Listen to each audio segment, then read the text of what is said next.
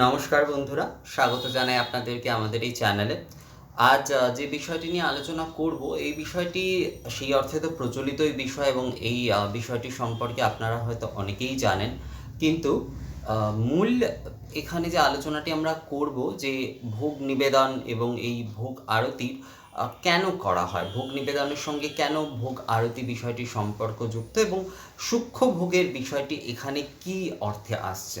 অর্থাৎ আমরা ভোগ তো আমরা নিবেদন করছি, সেটি সেই অর্থে স্থূলই আমরা রান্না করে নিবেদন করছি, বা আমরা যে চাল, মিষ্টি আদি এই রকম, অর্থাৎ শুকনো চাল, মিষ্টি আদি বা এই ফলমূল আদি এগুলি নিবেদন আমরা করছি। তো এই যে নিবেদনগুলি আমরা করছি, এই সব কিছুই ভোগ। এবং তার সঙ্গে আরতি কেন সম্পর্কযুক্ত এবং সূক্ষ্ম ভোগের এই বিষয়টি এখানে আসলে এই বিষয়টির সঙ্গে বর্তমানে অনেকের এত রকমের ভাবনা যুক্ত হয়ে গিয়েছে যে সেটি সম্পর্কে আসলে আমার মনে হয় বেশ কিছু কনফিউশনও রয়েছে মানুষের মধ্যে। তো ভোগ আমরা যখনই নিবেদন করছি, আমরা যে কোনো ভোগ নিবেদন করছি, তো সেখানে আমরা কিন্তু গ্রাস মুদ্রায় পঞ্চপ্রাণ মুদ্রা দিয়ে থাকি। অর্থাৎ গ্রাস মুদ্রায় এরকম নিয়ে এখানে জল নিয়ে, আমরা খুশিতে করে জল নিয়ে প্রাণায় স্বাহা, পানায় স্বাহা, ব্যানায় স্বাহা, উদানায় স্বাহা, সমানায় স্বাহা, এই যে পঞ্চপ্রাণ মুদ্রায় কিন্তু সেটি নিবেদন হচ্ছে। অর্থাৎ যখন ভোগটি নিবেদন হচ্ছে, তখন যেরকম অন্ন হলে অন্নভোগ, অন্ন ব্যঞ্জন আদি এই নৈবেদ্য সোপকরণা, সামিষ হলে সামিষ, অর্থাৎ যদি আমিষ ভোগ হয় সেখানে আমিষ দেওয়া হচ্ছে, যেমন ধূপ ভোগ দেওয়া হয়, যেমন শর্করা ভোগ দেওয়া হয়, প্রত্যেকটির ওরকম উল্লেখ করে সেটি নিবেদন করা হচ্ছে। এবং তারপরে এই পঞ্চপ্রাণ মুদ্রা করা হচ্ছে। পঞ্চপ্রাণ মুদ্রায় প্রাণায় স্বাহা, পানায় স্বাহা, ব্যানায় স্বাহা, উদানায় স্বাহা, সমানায় স্বাহা, এইটি করার পরে কিন্তু তারপরে আরাত্রিক করা হচ্ছে। এই যে পঞ্চপ্রাণ বায়ুতে এই যে নিবেদন করা হলো, এইটি কিন্তু আসলে ভোগ আমরা কিন্তু সূক্ষ্মভাবে নিবেদন, পঞ্চপ্রাণ বায়ুতে আমরা কিন্তু নিবেদন করে দিলাম, পঞ্চপ্রাণ বায়ুতে আমরা নিবেদন করলাম। এইবার কি হচ্ছে, এবার অগ্নিক্রিয়ার মাধ্যমে সেইটিকে সম্পূর্ণ নিবেদন করা হচ্ছে। অগ্নিক্রিয়া অর্থাৎ হচ্ছে আরতি। এবার সেখানে শুধু ধূপদীপে আরতি হতে পারে, সেখানে শুধু কর্পূরে আরতি হতে পারে, সেখানে বিস্তারিত যে ধূপ, দীপ, কর্পূর, জলপূর্ণ, শঙ্খ, বস্ত্র, পুষ্প, চামর আদি সমস্ত কিছু দ্বারা আরতি হতে পারে। অর্থাৎ নানান রকমভাবে আরতি হতে পারে। কিন্তু বা শুধু পঞ্চপ্রদীপ দিয়েও অনেকে আবার আরতি করেন এই ভোগ নিবেদনের পরে।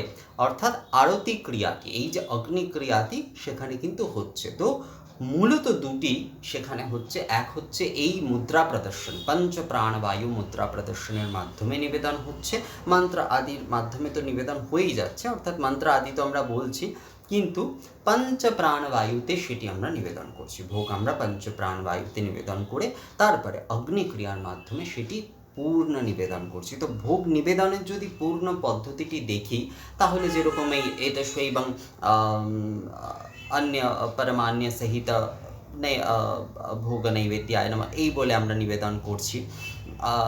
অন্য পরমান্য ব্যঞ্জন আদি সমস্ত কিছু এইগুলিকে আমরা শোধন আদি করে, গন্ধপুষ্প আদিতে পূজন করে, এবং যে দেবতার পুজো হচ্ছে তাকে আমরা সেটি নিবেদন করছি, এবং তারপরে আমরা এই পঞ্চপ্রাণ বায়ু মুদ্রাতে সেটি নিবেদন করছি। অর্থাৎ স্থূল যে আমরা ভোগটি নিবেদন করছি সেটিকে রিচুয়াল আমরা যদি মানি, অর্থাৎ পদ্ধতিগতভাবে আমরা সেটাকে শোধন আদি করে, গন্ধপুষ্প দিয়ে পূজন করে, সেটিকে পূজ্য করে সেটিকে দেবতাকে অর্পণ করছি। এইবার সেটিকে সূক্ষ্মতায় নিবেদন করছি। দেব যে তনু বলা হয়, দেব তনু, অর্থাৎ দেবতা হচ্ছে এই অগ্নি এবং বায়ু মাধ্যমে সমস্ত ভোগ আদি গ্রহণ করেন। এই অগ্নি এবং বায়ু মাধ্যমে সমস্ত কিছু গ্রহণ করেন বলে যজ্ঞ হবি আদি এই যে বিষয়, এই ভাবনাটি কিন্তু মূল।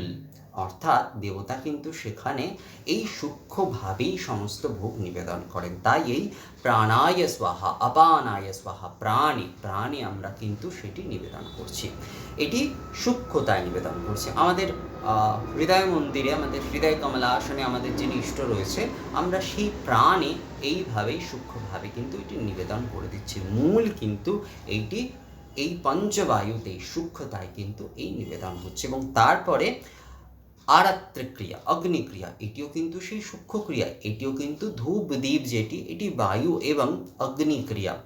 বায়ু এবং অগ্নিকে এই জন্য মূল তত্ত্ব বলা হয়েছে। অন্যান্য অনেক যেমন জল তত্ত্ব বা অন্যান্য অনেক কিছু বিষয় রয়েছে। জল সম্পর্কে অনেক জায়গায় যেমন বলা হয়েছে যে জলে অনেক রকমের ছোঁয়াছুঁই বা এই জাতীয় ব্যাপার আদি থাকে, কিন্তু অগ্নি এবং বায়ু তত্ত্বকে বলা হয়েছে সব থেকে শুদ্ধ তত্ত্ব।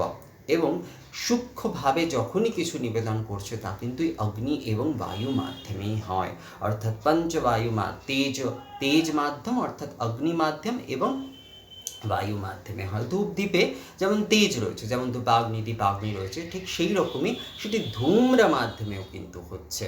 যেমন ঘৃত প্রদীপের একটি ধূম্র আছে, ধূপের তো ধূম্র আছেই, তো সেখানে কিন্তু জ্যোতি এবং ধূম্র অর্থাৎ অগ্নি এবং বায়ু এই দুটিরই সমাবেশে কিন্তু এটি হচ্ছে আরাত্রিক যে ক্রিয়াটি। তো সূক্ষ্মভাবে কিন্তু সেটি সম্পূর্ণ নিবেদিত হচ্ছে, অর্থাৎ সূক্ষ্মভাবে কিন্তু সেটি পূর্ণ নিবেদন হচ্ছে।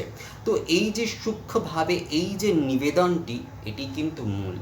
অনেকেই আজকাল যে বিষয়টি আমরা দেখে থাকি, যে অনেকেই বলে যে আত্মাবাদ সেবা এবং ভোগ নিবেদনের পরে তারা কিন্তু অনেকে কী করে, মাখিয়ে ভাত বা এই সমস্ত মাখিয়ে বা লুচি ছিঁড়ে এরকমভাবে, বা আমি দেখেছি ফলমূল আদিও কেটে তারা অন্যরকমভাবে, আবার অনেকে তো কেক ঠেক এইসবও দিচ্ছে।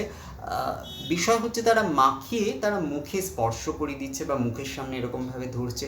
এটা একেবারেই কিন্তু ভোগ নিবেদন বা নৈবেদ্য নিবেদনের বিধি নয়, এটি কিন্তু ভোগ নিবেদন বিধি নয়। ভোগ নিবেদনে কিন্তু ভোগটিকে শোধন আদি করে, গন্ধ পুষ্প আদি দিয়ে পূজন আদি করে তারপরে সেটিকে পঞ্চপ্রাণ বায়ু মুদ্রা, পঞ্চপ্রাণে সেটিকে নিবেদন করতে হবে এবং ধূপ দ্বীপ আদি বা আরাত্রিক ক্রিয়া দ্বারা সেটিকে কিন্তু পূর্ণ নিবেদন করতে হবে। এটি কিন্তু ভোগ নিবেদনের, ভোগ আরতি এই কারণেই করা হয়, ভোগ দানের সঙ্গে ভোগ আরতি এই কারণেই করা হয়। যারা মুদ্রা আদি বা অন্য আদি বিধি এত কিছু জানেন না, অর্থাৎ যারা মন্ত্র আদি সহযোগে ভোগ আদি নিবেদন করতে সেইভাবে জানেন না বা মুদ্রা প্রদর্শন আদি সেইভাবে করতে জানেন না, তারা অন্তত এই ভোগ আরতিটুকু করবেন, তারা অন্তত এই ভোগ আরতিটুকু করবেন। এই ভোগ আরতিটুকুই কিন্তু সেই অর্থে সেই সূক্ষ্মতায় নিবেদন হচ্ছে। এই কারণে কিন্তু ভোগের সঙ্গে ভোগ আরতির বিষয়টি যুক্ত।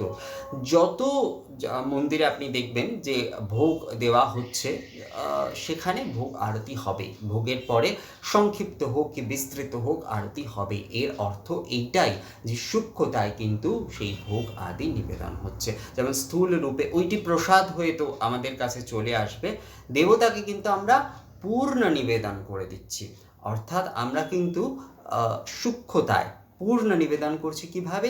এই ধূপ দ্বীপ আদি, এই পঞ্চবায়ু এবং তেজ মাধ্যমে কিন্তু আমরা সেটিকে পূর্ণ নিবেদন করে দিচ্ছি। ওই যে সূক্ষ্ম ভোগ অর্থাৎ যে অন্ন পরমান্ন আদি, তাতে দেবতার দিব্য দৃষ্টির মাধ্যমে ওটি প্রসাদ হয়ে যায় এবং ওটির ফলে আমাদের মধ্যে কিন্তু সেই যে দেব আশীর্বাদ আমরা যখন সেটি গ্রহণ করছি সেটি আমরা প্রাপ্ত করি, অর্থাৎ সেই যে দেবতার যে তেজের যে এক দিব্য শক্তি, সেটি আমাদের মধ্যেও কোথাও না কোথাও আসে। এবার সেটিকে কে কীভাবে জাগাবে সেটা তার বিষয়, বা কে কীভাবে গ্রহণ করছে সেটা তার বিষয়, কিন্তু এটাই মূল। তো ভোগ নিবেদনের সঙ্গে কিন্তু ভোগ আরতির বিষয়টি এই কারণেই এসছে। ভোগ নিবেদন কিন্তু কখনোই মাখিয়ে খাওয়ার জন্য, বা আমি মাখিয়ে দিলাম, বা অনেককে আমি দেখি আজকাল এই বিষয়টি করছে, এবং যারা গোপাল সেবা করেন তারা বিশেষ করে এটি করেন, মাতৃসেবার ক্ষেত্রেও অনেকে করেন, মাখিয়ে খাবার দিচ্ছে। অনেকে তারাপীঠের উদাহরণ দেন। তারাপীঠের বর্তমানে এখন যে ধরনের বিষয়গুলি চলছে অনেক ক্ষেত্রে, এগুলোকে কিন্তু সেই অর্থে শাস্ত্রীয় বিধান পুরোপুরি বলা চলে না। শাস্ত্রীয় বিধান কিন্তু একেবারেই বলা চলে না। ওখানে যথেচ্ছ অর্থাৎ যার যেরকম খুশি সেই সেরকম নানান রকম বিষয় করছে। কেউ জল খাইয়ে দিচ্ছে, কেউ নারকোল মুখের মধ্যে দেখছি যে ঠুসে দিচ্ছে। এই জিনিসগুলি একেবারেই খুব ঠিকঠাক তো নয়, খুবই অশাস্ত্রীয় এই বিষয়গুলি। ভোগ নিবেদনের ক্ষেত্রে বলা হয়েছে, আগাম অনুসারে যদি বলা হয়েছে যে সেখানে নিবেদন হবে মন্ত্র আদির দ্বারা, এবং তারপরে প্রাণাদি মুদ্রা হবে, এবং তারপরে হচ্ছে আরাত্রিক হবে। যিনি অন্যগুলি করতে পারছেন না তিনি অন্তত ভোগ নিবেদন করে ভোগ আরাত্রিক করলেই চলবে। অর্থাৎ ভোগের সঙ্গে ভোগ আরাত্রিক কিন্তু এই কারণে যে স্থূলভাবে আমি যেটি দিচ্ছি সেটি আবার সূক্ষ্মতায় নিবেদন করে দিচ্ছি। অর্থাৎ এই পঞ্চ প্রাণ বায়ুতে কিন্তু সেটি নিবেদন করে দিচ্ছি অগ্নি এবং বায়ু মাধ্যমে। ধূপ হচ্ছে সেই অর্থে আমাদের এই পঞ্চবায়ু তত্ত্ব এর প্রতীক। প্রাণবায়ু রূপ ধূপ, প্রাণবায়ু স্বরূপ ধূপ, তেজ রূপ দীপ। তো এই ধূপ দ্বীপ কিন্তু আমরা সূক্ষ্মতার মাধ্যমে সূক্ষ্ম ভোগ হিসাবে সম্পূর্ণভাবে আমরা নিবেদন করে দিচ্ছি।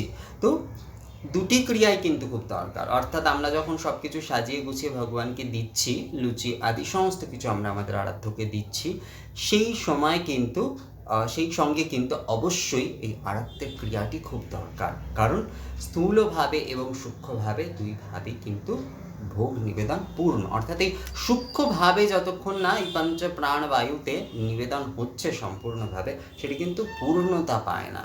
তো এই কারণে কিন্তু ভোগের সঙ্গে ভোগ আরাত্রিক খুব সম্পর্কযুক্ত, এবং ভোগ দানের পরে ভোগ আরাত্রিক করা আবশ্যিক। ভোগের সঙ্গে যদি আমি আবারও বলছি যে যদি অন্য ক্রিয়া আদি সে নাও জানে, সেখানে কিন্তু আরাত্রিক করতেই হয়। ভোগের সঙ্গে অন্তত ভোগ আরতি করাটা বাঞ্ছনীয়, অবশ্যই করা উচিত। তো ভোগের সঙ্গে যদি ভোগ আরাত্রিক করা হয়, অর্থাৎ এটি আবশ্যিক বিধি, ভোগের সঙ্গে ভোগ আরাত্রিক করা কিন্তু আবশ্যিক বিধি। যেটি সংক্ষিপ্তভাবে করা যেতে পারে, সেটি